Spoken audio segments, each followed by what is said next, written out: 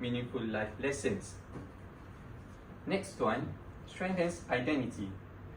Cultural context allows learners to connect language learning with their own traditions and values, according to Rossi and Saleh 2021. And the last one, it promotes cross-cultural awareness.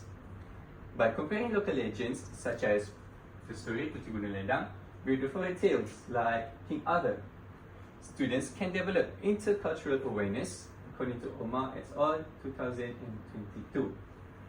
So this actually helps the children to differentiate and maybe to share their ideas about our legend, the local legend, and the foreign tales, which can also enhance their communication skills.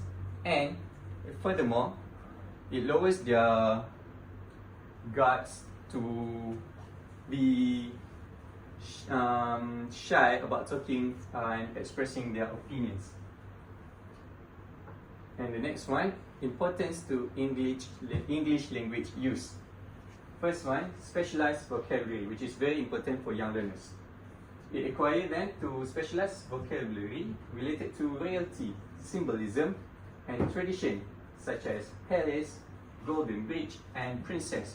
We all know that royalty has a higher use of language and is very respectful for us to teach them, so that when they meet, for instance, our Agong or maybe our king of every state, they don't speak like how they used to speak daily. And the next one, grammar skills. They strengthen their grammar skills through retelling in the past tense and constructing descriptive sentences. And the last one, expressing opinions and moral judgment. They gain confidence in expressing opinions and moral judgment. For example, discussing whether the Sultan was right or wrong, thereby linking language use to critical thinking. These are another example that the teacher can use in their classroom. First one, story circle. So in a story circles, pupils will tell the legend in English, practicing sequencing, narration, and moral interpretation. We all know that children love to read a book. So this activity can help them not just by reading, but also by speaking and how to build a story with a correct sequence and narration. The next one, symbol hunt. Through a symbol hunt activity, pupils identify the 7 conditions and explain their symbolic meanings, integrating vocabulary with critical analysis. And the last one, debate roleplay. Pupils take on the roles of the Sultan, the princess, and villagers, developing fluency in persuasive and empathetic communication.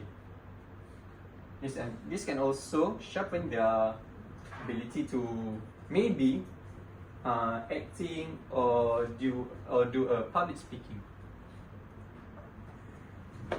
So integration of cultural context and situational context into teaching. By combining cultural and situational stories, teachers can ensure that learners gain both identity-based values and real-world language skills, according to Abdul Rahman and Muhammad Zabidi 2024. So together, these approaches help learners expand vocabulary, practice grammar, engage in moral reasoning, and connect stories to personal experience, which makes English learning both meaningful and practical. So this is summary that I can say about my slide, which is today we know that the legend of Putri Gunung Ledang was explored using the cultural context, and it reflects Malay heritage, royal traditions, and moral values. Meanwhile, The Boy Who Cried Wolf was examined through situational context, as its simple sequence of events and clear cause and effect relationships make it relatable to children's real life. So Together, they support vocabulary growth, grammar practice, critical thinking, and meaningful use of English in the classroom, which is very, very important for young learners to develop. So I think that is all from me. So does anyone have a question?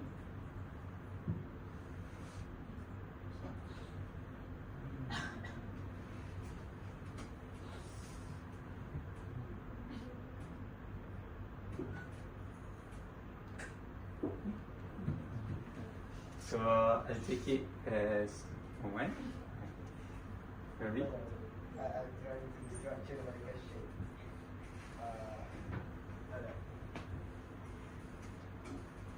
So, for the agent of the tree to let out, yeah, that's what it is.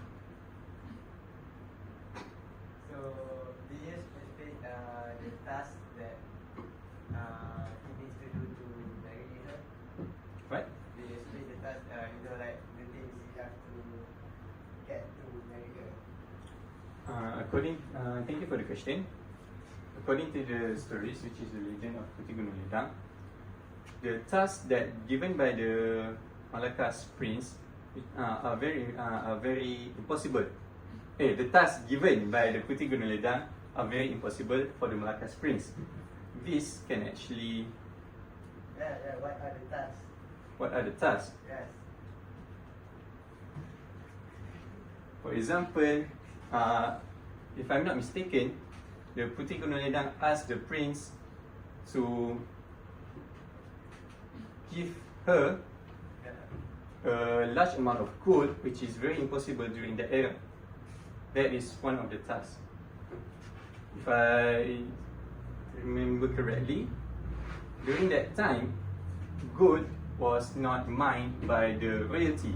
It was mined by the workers, which is a very low class, and the royalty, which is the Malacca's prince at Malacca. There are no gold there. Not to say that there are no gold. There were no gold during the era, but it is very less. It's very small amount that it doesn't meet the requirement by the Putih Gunung Ledang. So I think that is all for me. Sorry, not to I just want to know. These two stories, which one is the one that you think is easier for you to explain? Boy who cried wolf. Okay, can I look at the teaching and learning of the boy who cried wolf? Teaching example. Teaching and learning.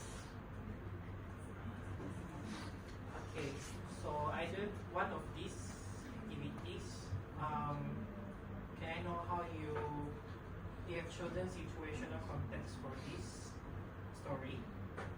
So choose one of the activity here and relate that to the situational context. Thank you for the question. And to answer it, I think the activity that can relate the most to the situational context is reflection writing. This is because the teacher asked the students to write the sentences, such as shown here. If I were the boy, I would, and it links to the personal experience to the language used. So the students actually, as I explained, it actually give them a sense of control to the story, and this can actually help the students to